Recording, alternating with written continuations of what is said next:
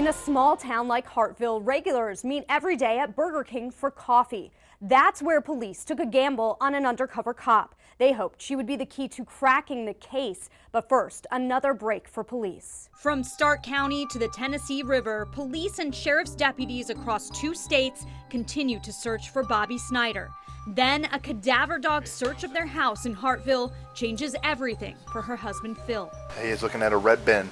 There's no body here, but there's a very bad smell in this tote. The canine hits on this red container. He won't leave it.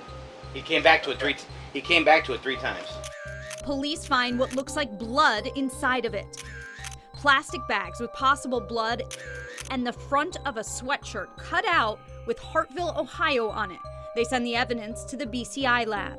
Results came back as human blood identified, but questioning will have to wait. Phil tries to kill himself and winds up in the hospital. He leaves this suicide note for his son saying, "I did not harm your mom." Days later, police confront him with the new evidence. I didn't cut the shirt. I didn't cut any shirt off. Well, the science says that's not true. The web of lies continue to frustrate investigators. First, Phil said Bobby choked on her phlegm and died when they got to Memphis, and an ambulance lost her body. Then he said she died on the drive down to Graceland, and he dumped her body off a bridge. Now Phil's story changes again. He says Bobby died naturally at home. Bobby did have several health problems. Medical records show she suffered from heart disease, COPD, and anoxic brain injury, which leads to slurred speech and personality changes. I carried her out of the house. Over your shoulder? Yeah. To drag her? No. Phil says he wrapped her in garbage bags and took her to Tennessee in his truck. Chief Dordia tells him he failed his polygraph. Dad, do you understand what's going on here? Where is Roberta? In the Tennessee River. The police chief pushes for more. He tells Phil they took a luminol test of his truck, checking for blood. And the floor of your truck looked like a constellation. It was so bright. And extensive searches of the Tennessee River in Benton County, 150 miles northeast of Memphis, turned up nothing. You're guilty of something. I'm not. I didn't kill my wife. Still searching for the truth, police get creative. 2 months pass, and in March, a woman calling herself Missy walks into the Burger King in Hartville. Now, do they have good coffee here? Really? She strikes up a conversation with Phil. Yeah, I just got divorced in Cincinnati. I got 2 grown kids. She tells him she's in town to take care of her sick mother. I take care of her in the afternoon, then all night, and she needs a break from me.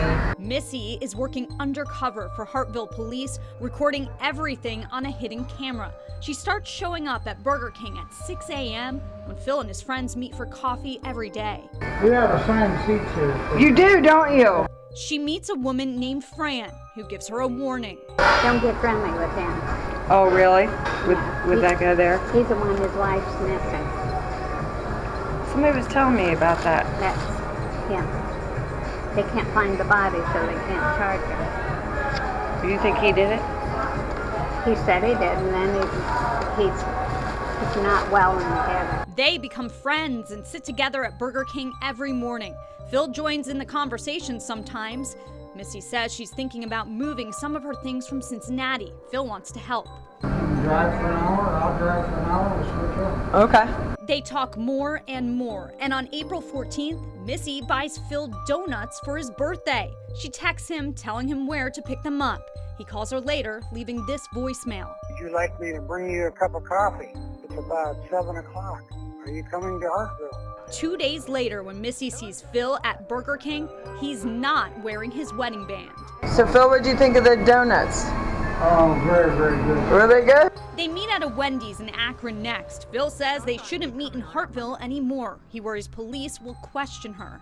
She asks him how his wife died. He tells her he led police on a wild goose chase. What I did first was I said the paramedics in Memphis took her just because she died on the way to Memphis. Oh, okay. I lied to them. Right. So they figured it out. Yeah, but since I lied to them, they spent all that time searching for her. like you said, as long as they don't have the body, they can't they can't tell what she died from. The undercover cop digs for more. Do you think they're going to find her? No, because I don't think she's in the Tennessee River. No. Where do you think she is? I don't know. I'm dying to know. She keeps pressing him. I didn't do anything. She died. Oh, come on, Phil. She died. He talks about possible scenarios of what happened.